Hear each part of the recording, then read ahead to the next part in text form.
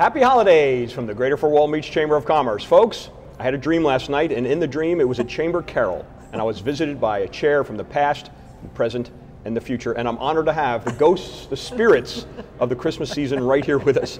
All the way down at the end, the chair of Christmas past, Chad Hamilton, our present chair, Lisa Jo Spencer, and our future chair, Martin Owen. Folks, what an exciting end of the year celebration it is. Yes. I want to start off so they can introduce themselves, and certainly the main part of a chamber is promoting your business. I want to start with Chad Hamilton at the end there. Let's chat about what your real job is. Chad Hamilton, I'm a partner with OSullivan Creel CPA firm here in Fort Walton Beach, and I think it was very appropriate that I was identified as Christmas past. Maybe even was it the ghost of Marley there? Since he was a CPA, and how long I should have worn all the chains and the boxes. Now that would have been really nice. Yeah, I'm out of character a little bit, but at least I'm still the CPA part. So. We're going to plan for that, and he's got a really cool bow tie. Chad is the bow tie man. There's little tiny Christmas trees on there. I hope Jerry from Cox can zoom in and see that. Merry Christmas. In the middle, the delightful and effervescent Lisa Jo Spencer, our 2011 chair. Lisa Jo, what do you do in your real job? Well, I'm a partner with Fleet Spencer and Kilpatrick. I do probate and guardianship mostly, but I also do all kinds of litigation, and so that's what I. That's what you do when you're not volunteering for the chamber. If you ever need to sue anybody, you call her. She's delightful. Absolutely delightful for that. I defend the good guys. And the big man here, our 2012 chair, Martin Owen from Resort Quest. Martin, how excited are you to be here? Be still my beating heart. I'm just having a dreadful thought here that if we would dress up as the ghosts of past, present, and future, I should be sitting here in a diaper, which is horrible for the regional marketing director of Resort Quest. That doesn't carry the gravitas that it should do. It just shows, though, how spirited you are, though. That is a wonderful thing. It's been a fun year for Martin, just starting with Resort Quest, and what great things you're going to have for next year. It's going to be a phenomenal year for the chamber, as it has been for this year. But I want to start back with Chad. Chad, this is your last official chamber function as a leader. You know, you'll certainly be a chamber member from OSullivan Creel forever and ever. What are your thoughts? I've certainly enjoyed my time being involved with the chamber. It's going to be different to not be as involved. It's going to be just a different way of looking at things. Certainly have all the confidence in the world, all the other people who are involved, probably phenomenally better than I, but it's just been a lot of fun to be impactful and involved in our community. And the Chamber of Commerce is very important to me personally and to our community. I think the organization, and certainly under your primary leadership, Ted, has done a fantastic job and continues to do a fantastic job for our community, not only just the business side of it, but I think we impact a lot of things. I'm sure we'll get to talk about it. You know, some of the great things we'll get to highlight for Lisa's year, but also these folks are fantastic people. I'm not going to really say they're coming behind or anything like that, because it's chronology, not anything else. But right. You know, Lisa's had a great year, and Martin has ideas that I would never come up with in my wildest dreams that I think are going to be great for our chamber. The torch has been passed, no doubt about it, and you had many years of service, and I want to go back in a little bit and ask what some of the highlights of your stay were in the chamber, particularly the oil spill from last year, obviously one of the big ones from 2010.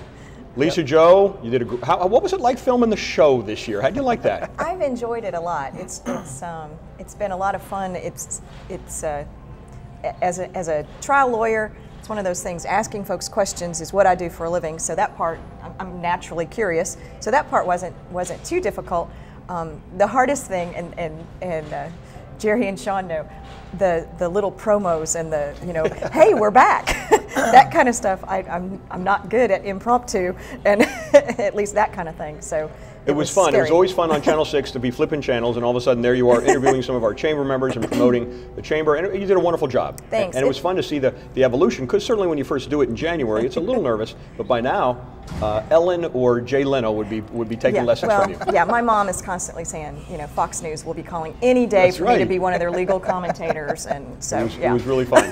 Now, are you ready, Martin? Are you ready to not only take over the TV show here, working with our friends Jerry and Sean from Cox, but the whole leadership torch passed down from generation to generation? Well, you know, my father used to say, be prepared for the unexpected. So that's how I'm looking at it, that no matter how much planning you can do, you just have to sit back and wait for strange things to happen. I'm looking forward to doing the TV show, because I've learnt everything at your knee.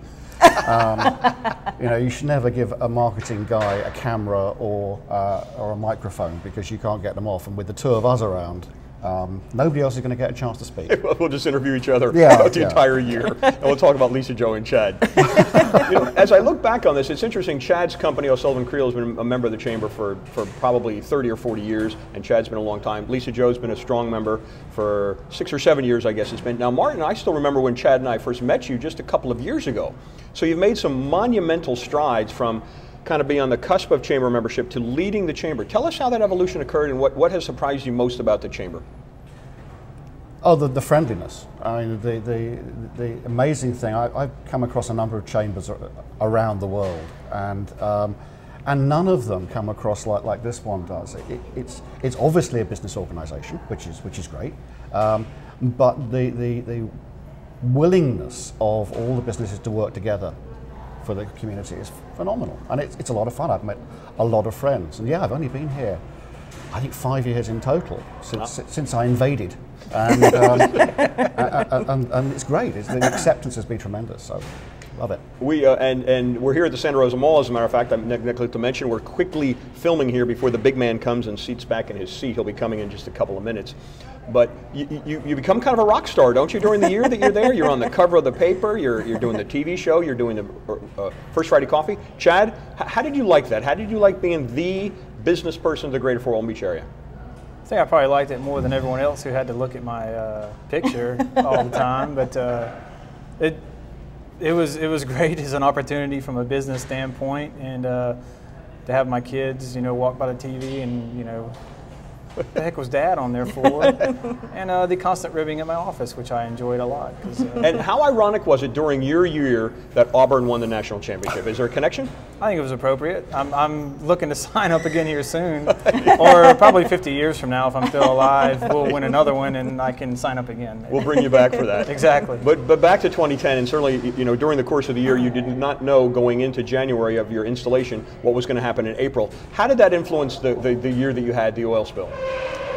It's kind of odd when you look at some of the things we started out with, things someone of my very conservative nature would not normally embrace, like hands across the sand and things like that. My standpoint on that was, yes, it had an ecological position on it because I love the Gulf and fishing is huge for me and always will be in my family.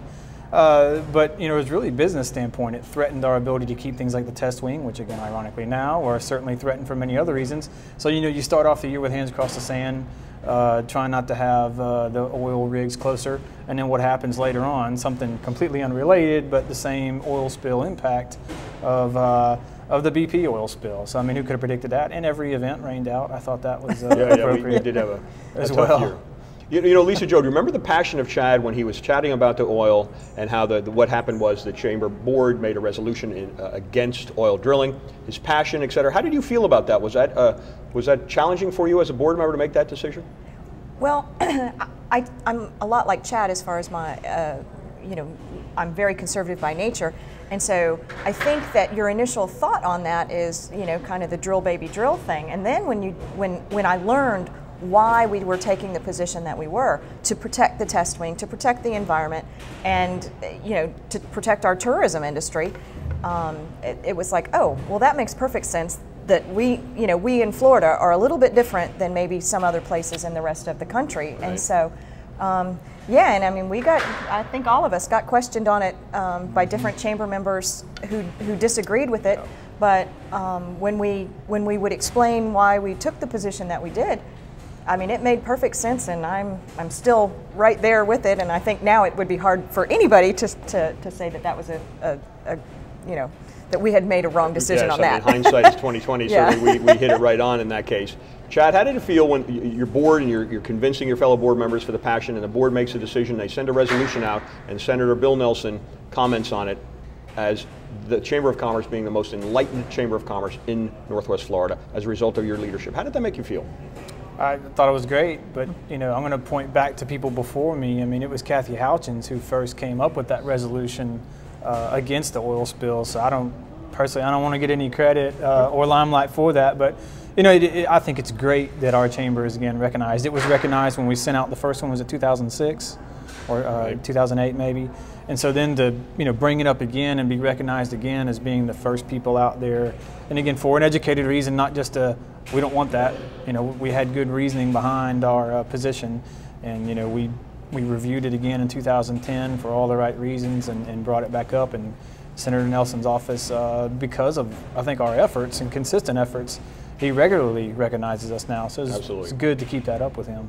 Now, Martin, we chatted about you've only been in the country for 5 years, been an active member of the Chamber for the last 2 years. You mentioned the pro-business. How about the influence the Chamber of Commerce has in the county, such as the oil resolution and some of the other things we've done? How surprising has that been to you?